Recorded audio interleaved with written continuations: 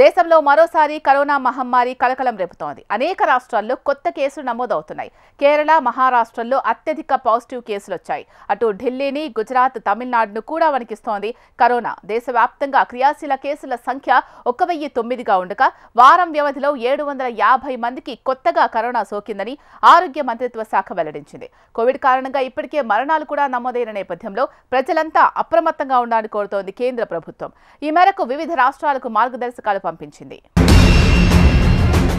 భారత్లో కోవిడ్-19 కేసులు అంతకంతకు పెరుగుతున్నాయి. 2020 నుంచి ప్రపంచవ్యాప్తంగా లక్షలాది మంది ప్రాణాలను బలిగొన్న అంటువ్యాధి తిరిగి దేశంలో అంతకంతకు ప్రబలుతోంది. దేశవ్యాప్తంగా కరోనా క్రియాశీల కేసులు 1009కి చేరుకున్నాయి. కేంద్ర ఆరోగ్య శాఖ వెల్లడించిన సమాచారం ప్రకారం రాష్ట్రాల వారీగా కోవిడ్ కేసులు ఇలా ఉన్నాయి. కేరళలో అత్యధికంగా 430 క్రియాశీల కేసులు ఉండగా మహారాష్ట్రలో 209 నమోదయ్యాయి. ఢిల్లీలో 104, గుజరాత్లో 83, తమిళనాడులో 69, కర్ణాటకలో 47, ఉత్తరప్రదేశ్ 15, రాజస్థాన్ 13, పశ్చిమ బెంగాల్ 12, పుదుచ్చేరి 9, హర్యానా 9, ఏపీ 4, మధ్యప్రదేశ్ 2, తెలంగాణ, బీహార్, గోవా, ఛత్తీస్గఢ్లలో ఒక్కొక్కటి చొప్పున ఉన్నాయి. ఇప్పటి వరకు అండమాన్, నికోబార్, అరుణాచల్ ప్రదేశ్, అస్సాం, బీహార్, హిమాచల్ ప్రదేశ్, జమ్మూ కాశ్మీర్లలో ఎటువంటి యాక్టివ్ కేసులు నమోదు కాలేదు. మరోవైపు కరోనా మరణాలు కలకలం రేపుతున్నాయి. మహారాష్ట్రలోని ఠానేలో 21 ఏళ్ల యువకుడు మృతి చెందగా బెంగళూరులో 84 ఏళ్ల వృద్ధుడు ప్రాణాలు కోల్పోయారు. మృతి చెందిన ఇద్దరికీ ఇతర అనారోగ్య సమస్యలు ఉన్నాయని అధికారులు తెలిపారు. ప్రస్తుతం క్రియాశీలకంగా ఉన్న కేసుల్లో రోగుల పరిస్థితి సాధారణంగా ఉందని, అందరూ ఇంటి దగ్గరే ఉంటూ చికిత్స తీసుకుంటున్నారని అధికారులు పేర్కొన్నారు. కరోనా కేసులపై కేంద్ర ఆరోగ్య శాఖ కార్యదర్శి సమీక్షించారు. అయితే కేసులు నమోదవుతున్నప్పటికీ తీవ్రత అంతగా లేదని అధికారులు చెబుతున్నారు. అయినా అప్రమత్తంగా ఉంటూ పరిస్థితులను పర్యవేక్షిస్తున్నామని తెలిపిన సంగతి తెలిసిందే. భారత్లో ఇటీవల వెలుగు చూసిన కోవిడ్-19 కేసుల్లో NB-181 అనే కొత్త వేరియంట్ కనిపించింది. ఒకరిలో ఈ వైరస్ రకాన్ని గుర్తించినట్లు భారత SARS-CoV-2 జీనోమిక్స్ కన్సార్షియం డేటా సూచిస్తోంది. అలాగే LF రకానికి సంబంధించిన 4 కేసులు కూడా నమోదయ్యాయి. LF7, NB-181 ఉప రకాలను పర్యవేక్షణలో ఉన్న వేరియంట్లుగా ప్రపంచ ఆరోగ్య సంస్థ వర్గీకరించింది. ఆందోళనకర వేరియంట్లుగా ప్రకటించలేదు. అయితే ఈ రకం కరోనా వైరస్ వల్ల చైనా, ఆసియాలోని కొన్ని ప్రాంతాలలో కోవిడ్ కేసులు పెరుగుతున్నాయి. NB-181 రకం గత నెలలో ఏప్రిల్లో తమిళనాడులో వెలుగుచూసింది. LF7 కేసులు ఈ నెలలో గుజరాత్లో నమోదయ్యాయి. భారత్లో JN1 రకం ఎక్కువగా వ్యాప్తి చెందుతోంది. పరీక్షించిన నమూనాల్లో ఇవి 53% కేసుల్లో ఉన్నాయి. ఆ తర్వాత స్థానంలో BA.2 ఒమిక్రాన్కు సంబంధించిన ఇతర ఉపరకాలు 20% ఉన్నాయి. మన దేశంలో నమోదైన కోవిడ్-19 కేసుల్లో అత్యధిక భాగం స్వల్ప లక్షణాలు కలిగినవేనని, బాధితులు గృహ సంరక్షణలో చికిత్స పొందుతున్నారని ఉన్నత వైద్య అధికార వర్గాలు తెలిపాయి.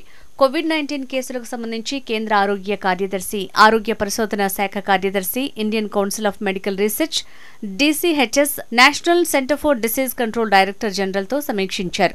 ఈ కేసుల్లో అత్యధిక భాగం తేలికపాటివి, గృహ సంరక్షణలో ఉన్నాయని అధికారులు తెలిపారు. ఇటీవల సింగపూర్, హాంకాంగ్ తదితర దేశాల్లో కోవిడ్-19 కేసుల పెరుగుదలకు సంబంధించి ఈ సమీక్షలో చర్చించారు. కేసుల విషయంలో కేంద్ర ఆరోగ్య మంత్రిత్వ శాఖ అప్రమత్తంగా ఉందని, బహుళ ఏజెన్సీల ద్వారా పరిస్థితిని నిశ్చితంగా పర్యవేక్షిస్తోందని సంబంధిత వర్గాలు పేర్కొన్నాయి. దేశంలో కొత్తగా కోవిడ్-19 వేరియంట్ NB-181కు చెందిన 1 కేసు, LF7కి చెందిన 4 కేసులను గుర్తించారు. కరోనా కేసులు పెరుగుతున్న నేపథ్యంలో Indian council of medical research ICMR director general doctor Rajiv Bahl కీలక సూచనలు చేశారు. కరోనా కొత్త వేరియంట్ల పట్ల భయాందోళనలు అవసరం లేదన్నారు. ప్రజలంతా అప్రమత్తంగా ఉండాల్సిన అవసరాన్ని నొక్కి చెప్పారు. ప్రభుత్వం, ఇతర ఏజెన్సీలు ప్రస్తుత పరిస్థితిని నిశితంగా గమనిస్తున్నాయని తెలిపారు. తన అభిప్రాయం ప్రకారం ప్రాథమిక జాగ్రత్తలు తీసుకోవడం మాత్రం అవసరమని పేర్కొన్నారు. ఎవరైనా క్యాన్సర్ రోగులు, రోగనిరోధక శక్తి సంబంధిత సమస్యలు ఉన్నవారైతే ఎలాంటి ఇన్ఫెక్షన్ బారిన పడకుండా తగిన జాగ్రత్తలు తీసుకోవాలని సూచించారు. ఇటీవల హాంకాంగ్, సింగపూర్, థాయిలాండ్తో పాటు చైనాలోనూ కోవిడ్-19 వ్యాప్తి విపరీతంగా ఉంది. వారానికి వేల సంఖ్యలో కేసులు వెలుగుచూస్తున్నాయి.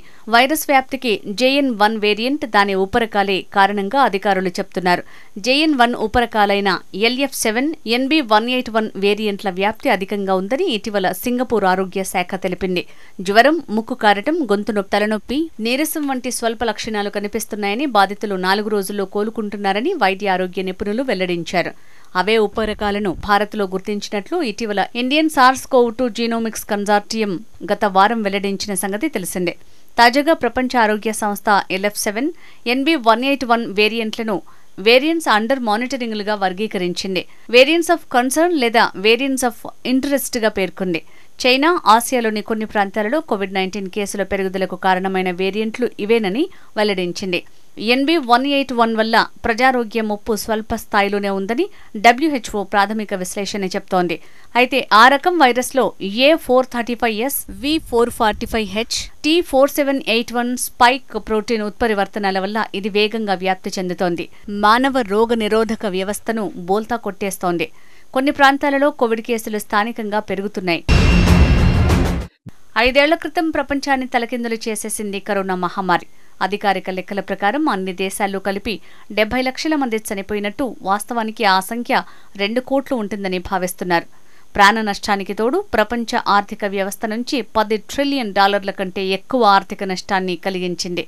ప్రపంచానికి మరో మహమ్మారి ముప్పు పొంచి ఉందని ఇటీవల ప్రపంచ ఆరోగ్య సంస్థ డైరెక్టర్ జనరల్ టెడ్రోస్ అథనోమ్ గెబ్రెయేసస్ హెచ్చరించారు. అది సైద్ధాంతిక ముప్పు కాదని, అటువంటి వ్యాధులు మళ్లీ సంభవించే ప్రమాదం ఉందన్నారు.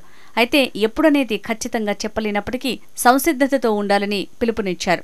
కోవిడ్-19 మహమ్మారి వల్ల ప్రపంచం ఎదుర్కొన్న పర్యవసానాలని గుర్తు చేశారు.